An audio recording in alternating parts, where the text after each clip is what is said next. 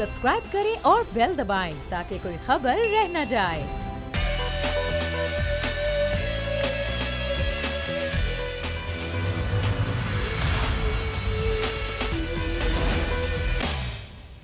बिस्मिल्लाहिर्रहमानिर्रहीम, अस्सलाम वालेकुम। प्रोग्राम में मैं सुमैया रिजवान आपको वेलकम कहूँगी। नाजरीन, मुल्क में इंतखाबी गहमा गहमी जारी है। सेनेट इलेक्शंस भी होने वाले हैं। 3 मार्च की डेट भी आ गई है। नाम भी कई पार्टियों ने फाइनल कर लिए हैं, हुकूमत समेत। लेकिन साथ ही साथ एक और इलेक्शन होना है, वो है ND-75 का, जो कि डस्का में होना है 19 फरवरी को। उसकी इलेक्शन कैंपेन भी जारी है। उस्मान डार जो हैं उन्होंने अपने ज़ाहिर ओहदे से इस्तीफ़ा दे दिया है। लेकिन अभी जो खबर है वो बड़ी अहम है। अता तारड़ जो कि पाकिस्तान मुस्लिम लीग नून के रहनुमा हैं, उनको गिरफ्तार अभी कुछ ही देर पहले किया गया। हमने खबर भी ब्रेक की और आपको बताया भी कि गिरफ्तारी अमल में लाई गई डस्का पुलिस की जानिब से। अभी तक ये तस्दीक नहीं हुई कि पुलिस ने कोई वारंट शो किए, कोई वारंट गिरफ्तारी दिखाए। किस वजह से गिरफ्तार किया वो वजह जानने की खुद अता तारड़ भी कोशिश करते रहे। ये वीडियो भी आपको दिखा रहे हैं। इस वीडियो में अता तारड़ पूछ रहे हैं पुलिस से कि मुझे क्यों गिरफ्तार किया गया, लेकिन अभी तक वजह सामने नहीं आई है। इलेक्शन कैंपेन के दौरान साउंड एक्ट पर जो है वो मना किया गया है। साउंड एक्ट की खिलाफ वर्जी की गई है कि आप साउंड सिस्टम नहीं लगा सकते हैं, गैदरिंग नहीं कर सकते हैं। अब ये किस बात की, किस एक्ट की खिलाफ वर्जी की गई और किस बिना पर पुलिस ने गिरफ्तार किया, हम ये जानने की भी कोशिश कर रहे हैं। और हमारे नुमाइंदे ने भी जिस तरीके से सूरत हाल बताई कि इलेक्शन कैंपेन के दौरान गैदरिंग्स यहाँ पे की जा रही हैं और बड़ी एक रैली है मुस्लिम लीग नून की कल, और ये PDM की क़यादत में ये रैली होगी डस्का में। तो हो सकता है कि ये वजह भी हो, वजह कोई भी हो।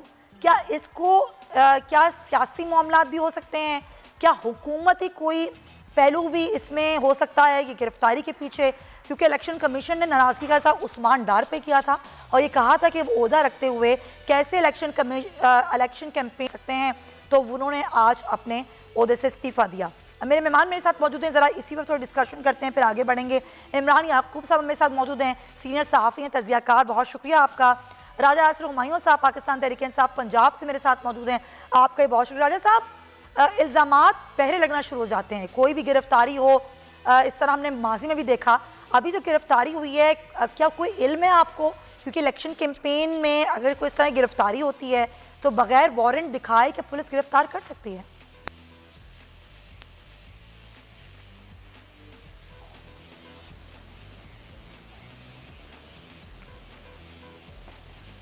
जी यासिर साहब,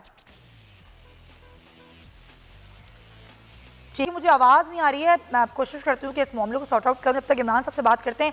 इमरान साहब, ये जो सियासी माहौल होता है, ज़ाहिर है ये गर्मा गर्मी तो होती है इंतखाबात में, चाहे वो ज़िमनी हो, चाहे जनरल इलेक्शन हो, चाहे सेनेट के इलेक्शन हों, इल्ज़ामात भी लगते हैं, इस तरह के मामलात भी होते हैं।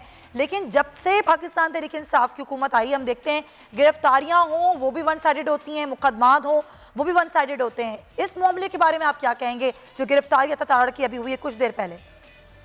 बिस्मिल्लाहिर्रहमानिर्रहीम।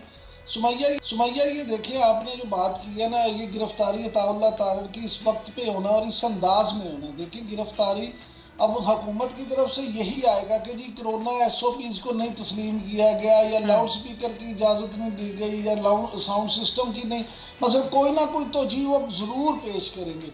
मैं कहता हूँ बिल्कुल ठीक है, कानून जो है वो सबके लिए एक सा होता है, कानून की पासदारी बड़ी ज़रूरी होती है। लेकिन मेरा जो मकसद है, सबसे अहम बात यह है कि क्या कानून ये कहता है कि आप कानून पे अमल करने के लिए भी गैर कानूनी तरीका इख्तियार करें? आपने गिरफ्तार करना है, आप ज़रूर करें, आप वारंट लेके जाएं, आप बताएं कि जनाब आपने ये काम किया, हम आपको इसलिए गिरफ्तार कर रहे हैं। और फिर उसके बाद ये बात आप जहन में रखें कि आज का दिन ही क्यों, जुमा इसलिए ख़ास तौर पर कि अब कल हफ्ता और वहाँ पे रैली होनी थी, आगे इतवार है, फिर आपने शाम के वक्त इसलिए किया कि अदालतें बंद हो जाए और वो अपनी जमानत ना करवा सके। तो ये सारी चीज़ें जब इस अंदाज में होती हैं तो उससे फिर शकूक शुबा होते हैं।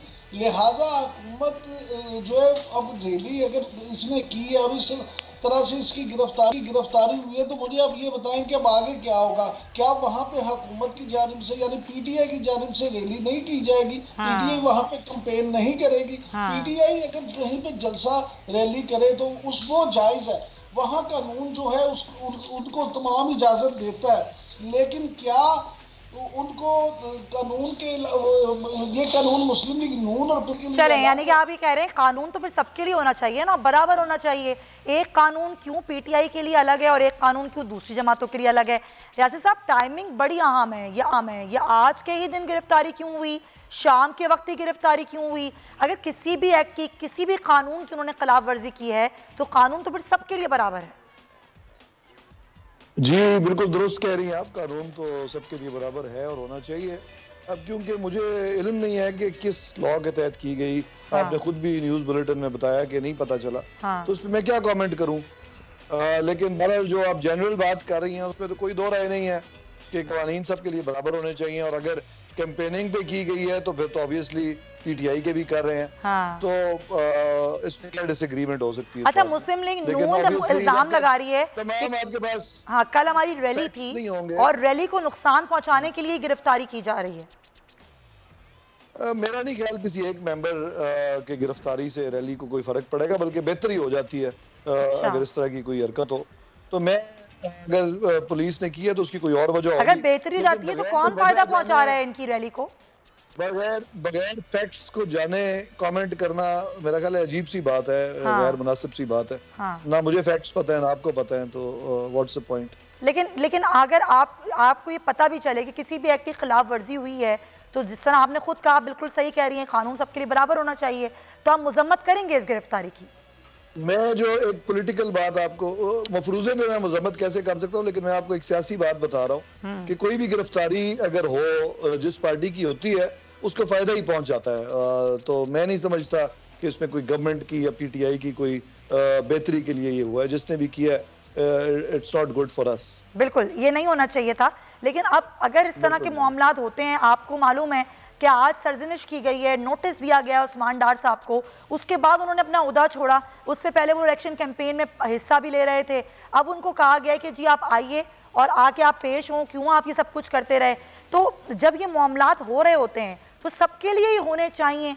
ये एकतरफा तो बिल्कुल भी, कहीं भी, मैं तो एक जनरल बात कर रही हूँ, कहीं भी एकतरफा नहीं होना चाहिए। क्योंकि होता ये कि इल्ज़ामात आप पे लगते हैं कि अब तक जो भी कुछ हुआ आपके दौरे हुकूमत में वो वन साइडेड ही हुआ है, गिरफ्तारियां हो, केसेस हो या कुछ भी हो। जी नहीं, हमारे भी अपने जो मिनिस्टर्स हैं उनके खिलाफ भी उनको गिरफ्तार भी किया गया, जेल भी रह के आए, कुछ ने इस्तीफे भी दिए। और ऑब्वियसली केसेस ज्यादा इसलिए दूसरी पार्टीज के खिलाफ है क्योंकि वो गवर्नमेंट में रहे बहुत अरसा है। आप आमतौर पे आपके टेन्योर के बाद ही केसेस बनते हैं। अच्छा। तो नैब वगैरह काम कर रही होती हैं। तो ये जो केसेस, इवन हमारे भी जो मिनिस्टर अरेस्ट हुए हैं उनके केसेस ये गुज़िश्ता अदवार के थे। अच्छा। इस दौर पे तो अभी जो पावर में है एज ऑफ राइट नाउ, तो एजेंसियां काम भी कर रही होती हैं, देख रही होती हैं, नैब भी देख रही होती है कि क्या गड़बड़ हो रही है, और फिर इन ड्यू कोर्स वो केसेस रजिस्टर हो जाते हैं जब उनके पास तमाम शवाहिद आ जाते हैं। तो मैं नहीं समझता कि कोई वन साइडेड कुछ हो रहा है। तो ये केसेस तो अरसा दराज से चल रहे थे और ऑब्वियसली उस पर नैब ने अपना काम करना है। अब आप कहेंगे जो अभी गवर्नमेंट चल रही है इसको भी पकड़ना शुरू कर दे, तो ये कुछ करेंगे तो पकड़ेंगे ना वो। अच्छा, चलें, ये आपकी जस्टिफिकेशन है, पॉइंट। लेकिन इमरान साहब, जस्टिफिकेशन दुरुस्त है कि जी नाम, अगर मैं बात करूं तो आप भी उंगलियों पे नाम गिन सकते हैं कि कितने लोग गिरफ्तार हुए हुकूमत के, कितनों को सजाएं हुई और कितनों के खिलाफ केसेस बने। और अगर हम बात करें कि ये जस्टिफिकेशन जो कि यासिर साहब दे रहे हैं कि कुछ किया होगा तो गिरफ्तारियां होंगी, और कौन सा हम लोगों ने इतनी हुकूमत की है, ये तो पहले के लोग हैं इतनी हुकूमतें करके बैठे हैं, तो जस्टिफिकेशन बनती है क्या? देखिए सुमैया, राजा साहब ने जो बात की है ना, एक बात की इनसे मैं बिल्कुल मुत्तफिक हूँ, वो क्योंकि खुद एक सियासी कारकुन है, तो उन्होंने वो सियासी बात की है कि इन चीज़ों से अल्टीमेटली फ़ायदा हमेशा अपोजिशन को ही होता है, जिसकी गिरफ्तारी होती है उसको ही फ़ायदा होता है। लेकिन ये हुकूमत के जो नादान दोस्त होते हैं वो जो उनको ऐसा मशवरा देते हैं। अभी अगर आप अताउल्लाह तारड़ की बात करें, अताउल्लाह तारड़ अभी सेकंड ईयर के आदमी हैं, आपने उनको गिरफ्तार करके तो ना सिर्फ ये कि उनको लाइमलाइट में आप ले आए, तमाम टीवी चैनल्स पे अब चलेगा, और इससे फायदा किसको होगा? इससे फायदा मुस्लिम। लेकिन इमरान साहब ये कैसे कह सकते हैं कि हुकूमत ने गिरफ्तार करवाया इनको? नहीं उसमें देखें, बात चीजें बड़ी ऑब्वियस होती हैं। अच्छा। राजा साहब तो कभी भी नहीं मानेंगे, राजा साहब तो कभी भी नहीं मानेंगे क्योंकि वो खुद वजीर भी हैं, वो तो इसको नहीं करेंगे। लेकिन बात चीजें होती हैं जो आप देखें बड़ी ऑब्वियस होती हैं। मुझे ये बताएं कि मुस्लिम लीग नून का एक ऐसा एक्टिव आदमी जिसकी ग्रास रूट लेवल पे पेनिट्रेशन है, जो पिछले 2 टेन्योर में शहबाज शरीफ साहब के साथ उनका PSO के तौर पर भी जिसने काम किया, फिर जिसने तमाम ज़िमनी इलेक्शन दूसरे ये आम इलेक्शंस में, आम इंतखाबात में भी पूरा एक काम किया, उसको जब आपने उस तरह। लेकिन इमरान साहब सेकंड टियर के एक बंदे को गिरफ्तार करके हुकूमत क्यों फायदा पहुंचाना चाहेगी उन्हें? नहीं, फायदा नहीं, ये मैं कह रहा हूँ कि इससे हुकूमत को नुकसान होगा, लेकिन हुकूमत के जो नादान दोस्त होते हैं, हाँ, वो उनसे ये फैसला करवाते हैं। अब उनको जब अताउल्ला तारड़ की अगर आप बात करें तो अताउल्ला तारड़ क्या होगा, कल ड्यूटी मजिस्ट्रेट से उसकी जमानत हो जाएगी। हाँ। इसका मतलब ये हुआ कि आपने उनको आज 5 बजे से ये मामला शुरू हुआ है तो रात 11 बजे तक तमाम टॉक शोज में एक। चले अली गौर साहब है, मैं उनसे पूछती हूँ, यकीनन उनको इत्तला होगी। आप तो कह रहे हैं ना कि कुछ बातें ऑब्वियस होती हैं, तो क्या वाकई ऑब्वियस ही है कि ये हुकूमत की इमा पर गिरफ्तारी? अली गौर साहब, ये गिरफ्तारी क्यों हुई, किस एक्ट की खिलाफ वर्जी की थी अता तारड़ ने, कुछ इल्म है आपको? जी देखिए, मुझे कोई अभी मैं खुद अपनी कंस्टिट्यूएंसी में हूँ, लेकिन मुझे इतना पता चला है कि उनकी गिरफ्तारी की गई है। अच्छा। लेकिन दुनिया गुजारी ये है कि ये कोई नया सिलसिला तो नहीं है। अता तारड़ आपको पता है हमारे जो फ्रंट लाइन के बड़े एक्टिव और बड़े ही समझदार और सरगर्म और जानसार साथियों में से है, और जाहिर है कि वो तमाम आइन की बालादस्ती की बात करते हैं, जो हक और सच की बात करते हैं। उनकी गिरफ्तारियां हो भी रही हैं और होती भी रहेंगी, और ये उसी ही कड़ी का एक सिलसिला है। और इसके लिए हम मेंटली हमारे जितने तो गौहर साहब, इतनी तस्दीक से आप ये बात कैसे कह रहे हैं कि हुकूमती ईमा पर ये गिरफ्तारी हुई है? देखिए, अभी तो मेरे पास तो कोई उसका गवर्नमेंट की तरफ से कोई मौकफ नहीं आया कि उनको किस वजह से किया गया है, लेकिन इस किस्म के होचे कंडे आपको पता है कि जो तारड़ साहब बैरिस्टर है, वारंट लॉ किया हुआ है। तो गौहर साहब ये बताएं कि कोई वारंट था पुलिस के पास, या कोई केस कहीं था अता तारड़ साहब का? जी मुझे समझ नहीं, प्लीज रिपीट कीजिए। कोई वारंट गिरफ्तारी थे, पुलिस ने कोई शो किए वारंट? नहीं, कोई कभी कोई ये तो शायद खून जो है वो मारते हैं। आपको पता है कि कोई वारंट नहीं होता, कोई कुछ नहीं होता। आपको पता है कि घरों में छलांगे लगा कर जाते हैं, लेकिन मैं आपको बताऊं कि ये हमारे जो इस वक्त जितनी भी लीडरशिप है और हमारे कारकुनान है, वो इनके ओछियत कुंडों के सामने शीशा पिलाई हुई दीवार है, और हम इन चीजों से घबराने वाले नहीं है। हमें पता है कि जब हम आइन की बात करेंगे, कानून की बात करेंगे, हक और सच की बात करेंगे, तो हमें उसका खमियाजा भी भुगतना पड़ेगा और उस चीज की कीमत भी अदा करनी। इलेक्शन कैंपेन चला रहे थे वो वहां पर, तो आपको पता है कि कुछ कवानीन हैं जिन पर अमल करना होता है। अगर वो साउंड एक्ट की खिलाफ वर्जी की जाए, लाउड स्पीकर एक्ट की खिलाफ वर्जी की जाए, गैदरिंग की जाए कोरोना की वजह से जो कि मना है, तो क्या ऐसी कोई बात, ऐसा कोई अमल वहां पर इलेक्शन कैंपेन के दौरान हुआ है आप लोगों से? जी देखिए, मैं आपको एक बात बताऊं, सुनिए, मैं खुद इलेक्शन कॉन्टेस्ट करके आया हूं और मैं समझता हूं कि इलेक्शन के क्या होते हैं, जहां पर क्या सारी खिलाफ वर्जियां नून लीग की तरफ से होती हैं। आपने देखा कि जो सईदा नौशीन हमारी उम्मीदवार है, कुछ देर पहले एक वीडियो वायरल हुई 2 दिन पहले, जिसमें पुलिस के लोगों ने जो उनकी गाड़ी को घेरा हुआ था और उनको रोक रहे थे, गांव में जाने नहीं दे रहे थे, और उसकी वीडियो भी आई। और आपको पता है कि उनके हमारी जो उम्मीदवार है उनके भाई को भी जो है गिरफ्तार किया गया। लेकिन इसके 12 उनकी पार्टी के हैं, वो कानून की धज्जियां उड़ा रहे हैं, लेकिन कोई भी जो है कानून जो है वो उनके लिए नहीं बना। जिस तरह से कि नैब में गिरफ्तारियां सिर्फ और सिर्फ मुस्लिम लीग नून के लोगों की जाती है, झूठे केस बनाए जाते हैं, पाबंद सलासल किया जाता है। इसी तरह से आपको पता है कि कोई भी हुकूमती ना किसी, चाहे कोई चीनी में अरबों खा जाए, चाहे कोई आपको पता है कि वो आटे में सूट कर ले, BRT पिशावर में अरबों पैसे खा जाए, किसी बंदे की ना गिरफ्तारी की जाती है ना। चले, आप ये कह रहे हैं ये हुकूमती ईमा पर हुआ है, पॉइंट टेकन। मैं जरा यासिर साहब से बात करूं, राजा यासिर साहब मेरे साथ मौजूद हैं। गौर साहब, मैं चाहूंगी आप उनकी बात सुने। आपने अपनी बात की, अब वो जवाब देंगे, क्योंकि ज़ाहिर हुकूमती जवाब ही आपको तसल्ली दे सकता है। राजा यासिर साहब, ये तो डायरेक्ट इल्ज़ाम लग रहा है आप पर कि ये हुकूमती ईमा पर हो रहा है जो कुछ हो रहा है, और वन साइडेड हो रहा है। अब आप क्या कहेंगे इस पर? देखिए, मैंने पहले भी अर्ज की कि जब तक फैक्ट्स ना आपको पता है, ना मुझे पता है, ना अली गौहर साहब को पता है, तो एक मफरूजे पे बात और बहस करने का फायदा क्या है, इसका क्या हासिल है? फैक्ट्स क्या होंगे? वो कह रहे हैं कोई वारंट गिरफ्तारी नहीं था, बगैर वारंट के पुलिस ने गिरफ्तार किया। तो वारंट तो मखसूस हालात में लिए जाते हैं जब किसी के घर में एंटर होना हो। अदरवाइज कोई होगी छोटी मोटी खिलाफवर्जी, बात सामने आएगी तो वील फाइंड आउट ना। अभी मैं क्या उस पर कॉमेंट करूं? और ऑब्वियसली जो आपकी अपोजिशन पार्टीज हैं वो तो ये इल्ज़ाम ज़रूर लगाएंगी कि गवर्नमेंट ही कर रही है और गवर्नमेंट की हिमा पे हो रहा है और नैब हमने बनाई है और नैब के कवानीन भी हमने बनाए हैं। लेकिन जो फैक्ट्स हैं वो ये हैं कि ना तो हमने नैब बनाई, ना ये अक्सरियत 90% केसेस जो हैं ये पुराने रजिस्टर्ड हैं नैब में जो चल रहे हैं। मेरा ख्याल है 10% से भी कम होंगे जो हमारी गवर्नमेंट आने के बाद रजिस्टर हुए हैं, और ये फैक्ट्स हैं। ये खान साहब को भी पता है, अली गौहर खान साहब। लेकिन जो आप लोगों की साइड की गिरफ्तारियां हैं वो आटे में नमक के बराबर हैं, लेकिन ऑपोजिशन की गिरफ्तारियां, ऑपोजिशन के केसेस वो बहुत ज्यादा हैं। जो गौहर साहब बात कह रहे हैं, क्या आप उससे मुकम्मल डिनाई करेंगे? नहीं, देखिए, मैं मुकम्मल डिनाई नहीं कर रहा। पहले बात को समझ लेना कि 1985 से ऑनवर्ड मोर और लेस गवर्नमेंट बहुत लंबा अरसा बीच में नून की रही, कुछ अरसा काफ की रही और थोड़ा पीपल्स पार्टी की भी रही। तो अक्सर केसेस जो हैं वो जो एहतसाब बैरो बनाया था मियां नवाज शरीफ साहब ने, सबसे पहले वहां से शुरू हुए, फिर उसके बाद ये एहतसाब नैब बन गया, नैब में रजिस्टर हुए। और अगर आप केसेस की देखेंगे, शहबाज शरीफ साहब के खिलाफ एक आध केस छोड़ के अक्सरियत केसेस जो है, केसेस की 90% से ज्यादा वो गुज़िश्ता अदवार के बने हुए हैं। तो ऑब्वियसली वो पुराने सियासतदानों पर ही होंगे ना। अब मैंने तो इलेक्शन ही पहली दफा लड़ा है, अगर मेरे पे कोई केस बनना है तो अब बनेगा ना। ये तो नहीं हो सकता कि 85 के केस में मुझे कोई पकड़ ले। चलें, जो अभी के मामलात हैं, अगर उन पे भी केसेस ना बने फिर आप क्या कहेंगे?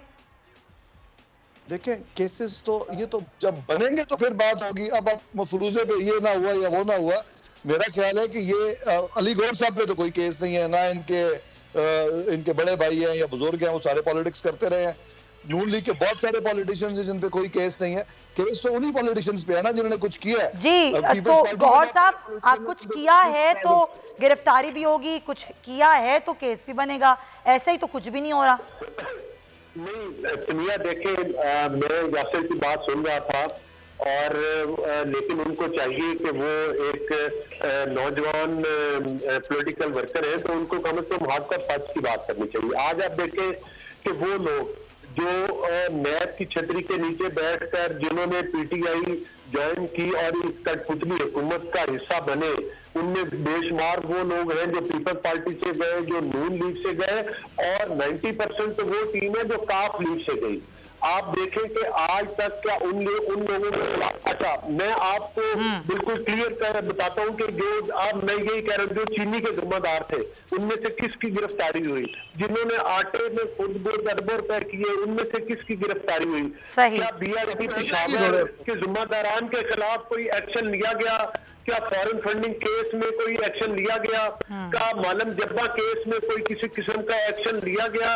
हत्ता कि इस तरह के तो सैकड़ों, इवन इस तरह तो आप गिनना शुरू करें, LNG का आप देख लें, उसमें पाकिस्तान का अरबों रुपए का नुकसान हुआ, किसी की रिस्पॉन्सिबिलिटी फिक्स नहीं की गई और न ही किसी को गिरफ्तार। मतलब इस तरह के तो फिर इनके, लेकिन ये विक्टिमाइजेशन, और ये मैं नहीं कह रहा, आप मुझे छोड़े, यासिर साहब की बात को भी छोड़े, सुप्रीम कोर्ट ऑफ पाकिस्तान सही है, बिल्कुल उसकी जजमेंट हमारे सामने है, लेकिन उसके बावजूद केसेस अगर मौजूद नहीं है तो जाहिर गिरफ्तारी कैसे हो सकती है? Point taken. गौर साहब शुक्र में लूंगी, वापस आऊंगी। कुछ सेनेट इलेक्शन के जो अभी सूरत हाल है उस पर बात करेंगे। हॉर्स ट्रेडिंग शुरू हो गई है, लोगों की खरीदो फरोख्त भी शुरू हो गई है, कुछ खबर है मेरे पास इस ब्रेक के बाद।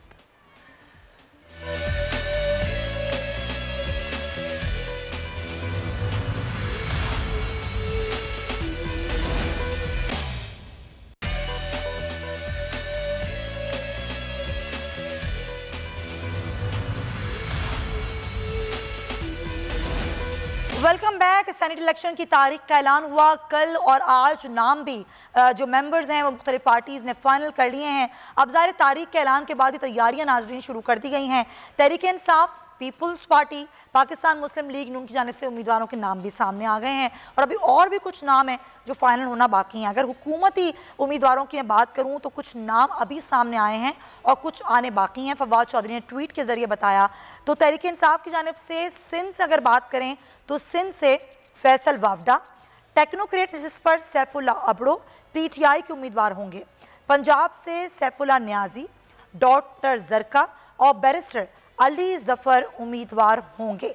केपी से शिबली फराज, मोहसिन अजीज, दोस्त मोहम्मद, सानिया नश्तर और फरजाना का नाम फाइनल कर दिया गया है, जबकि बलूचिस्तान से भी नाम आ गया है और बलूचिस्तान से अब्दुल कादिर को टिकट मिलेगा। इस्लामाबाद से अब्दुल हफीज शेख और फौजिया अरशद ऐवान बाला का इलेक्शन लड़ेंगे और पीपल्स पार्टी ने भी उम्मीदवारों के नामों को हतमी शक्ल दे दी है।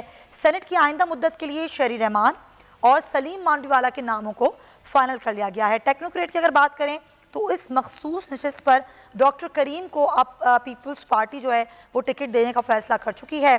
मुस्लिम लीग नून के उम्मीदवारों की बात करें तो उन्होंने भी टिकट जारी कर दिए हैं।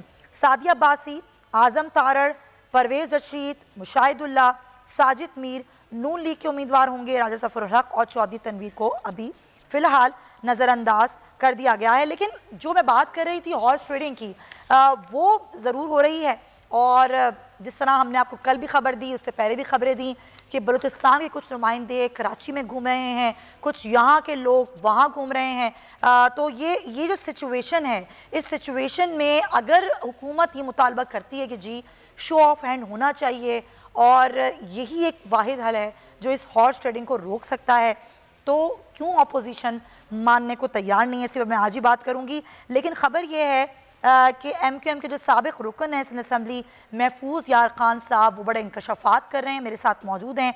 वो बता रहे हैं कि 2018 में सिंध में किस तरह वोटों की खरीदो फरोख्त हुई। महफूज यार खान साहब, बहुत शुक्रिया आपका। जब आप थे रुकन असम्बली उस वक्त तमाम तर चीज़ें होती रहीं, आपके पास क्या सबूत हैं इसके कि किसने किसको ख़रीदा और किसने पैसे दिए और किसने लिए? इसमें किसी सबूत की ज़रूरत नहीं है। आप सिर्फ सेनेट के रिजल्ट निकाल लीजिए।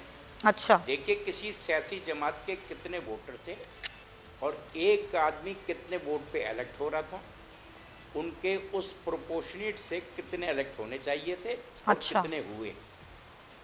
MQM पाकिस्तान के 51 MPs थे। जब पार्टी में मसाइल शुरू हुए तो बहुत सारे लोग मुल्क छोड़ के चले गए। अच्छा, जिस वक्त सेनेट का इलेक्शन हुआ है उस वक्त हमारे पास 24 अरकान सिंध असम्बली मौजूद थे। अच्छा, लेकिन हमारे जो हैं सिर्फ 13 लोगों ने वोट कास्ट किए। अच्छा, फरूक नसीम भाई के फेवर में। अच्छा, एक वोट अरबाब गुलाम रहीम साहब ने दिया, तो इस तरीके से उनको 14 फर्स्ट प्रेफरेंस से वोट पड़े। अच्छा। और फिर सेकंड प्रेफरेंस में तीसरी काउंट में वो जीत गए। तो महफूज साहब, आप आज क्यों बात कर रहे हैं? आपने उस वक्त क्यों आवाज नहीं उठाई?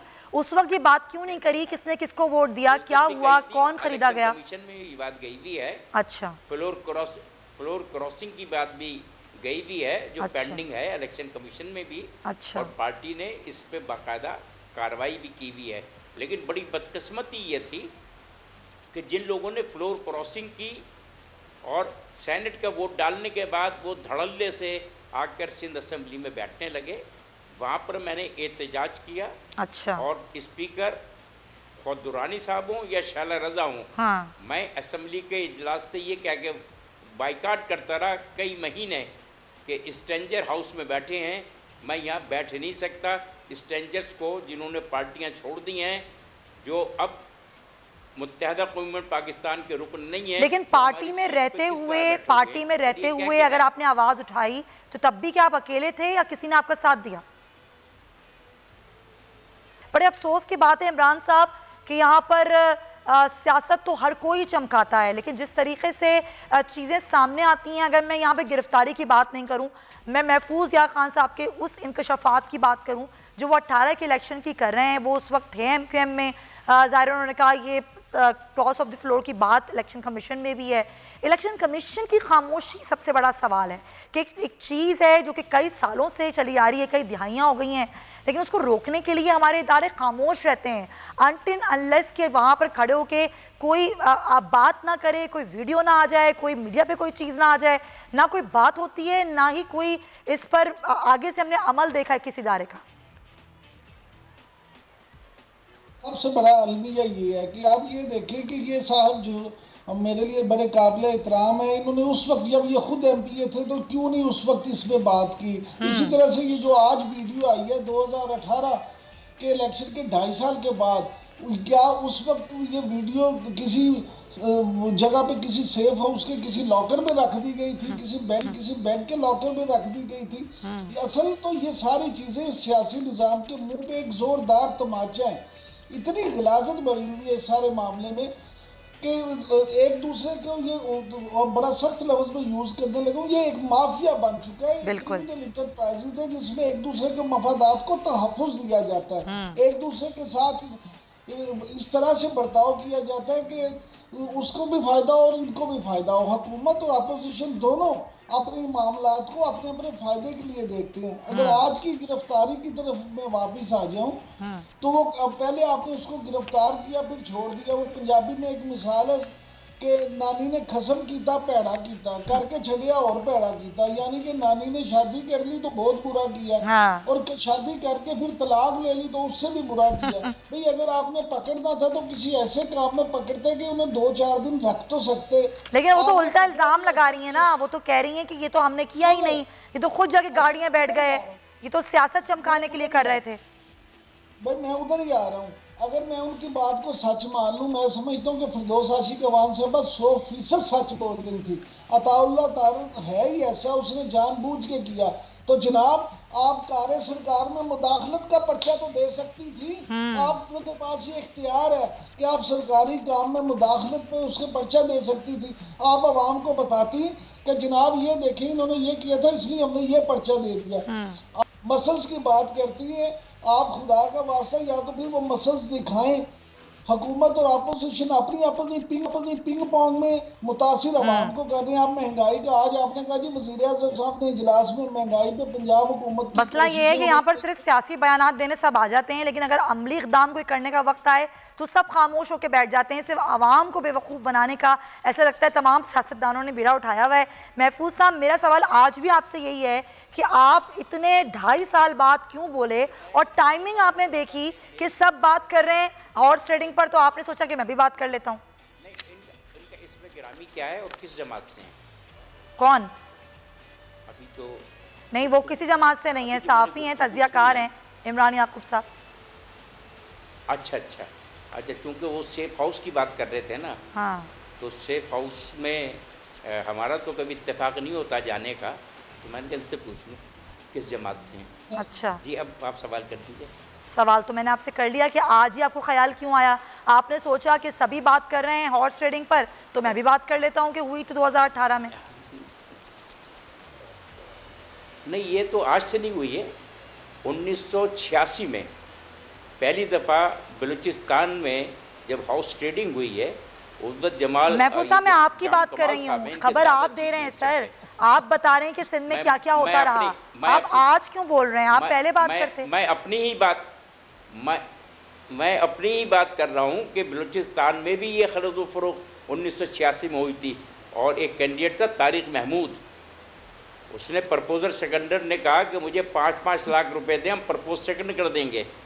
उसने दिया, मैं उसका वकील था, तो उन्होंने पूछा कैंडिडेट कौन है? मैंने उनसे कहा कैंडिडेट कायदे आज़म, आप अपने पैसे उठाइए और प्रपोज सेकंड। महफूज साहब आप डी ट्रैक हो रहे हैं, ठीक है, बहुत शुक्रिया आपका, और इमरान आप शुक्रिया। लेकिन मेरा मानना ये है कि अब हर कोई टाइमिंग पर बात कर रहा है, हर किसी को अपनी सियासत चमकानी है। अगर हॉर्स ट्रेडिंग वाकई होती है, पैसे खिलाए जाते हैं, खाए जाते हैं, तो उसको रोकने पे काम करना चाहिए, ना कि इस पे सियासी बयानात होने चाहिए। खैर जाते जाते चेयरमैन पैमरा पर बात करना बहुत ज़रूरी है। आज भी जो पैमरा हेडक्वार्टर है उसके बाहर एहतजाज हुआ, साफ़ी बरादरी की जानिब से, बोल के साफ़ियों की जानिब से, सिविल जो तमाम तर लोग थे, एक आम आवाम थी, उन्होंने एहतजाज किया। मुतालबा ये है कि बोल न्यूज़ की नशरियात को बंद किया जा रहा है, आखिरी नंबरों पर डाला जा रहा है, और यह एहतजाज हमारा जब तक जारी रहेगा जब तक चेयरमैन पैमरा सलीम बेग को हटाया नहीं जाता। इसी नोट के साथ इंशाल्लाह आपसे पीर को मुलाकात होगी। अपना ख्याल रखिएगा। अल्लाह हाफ़िज़।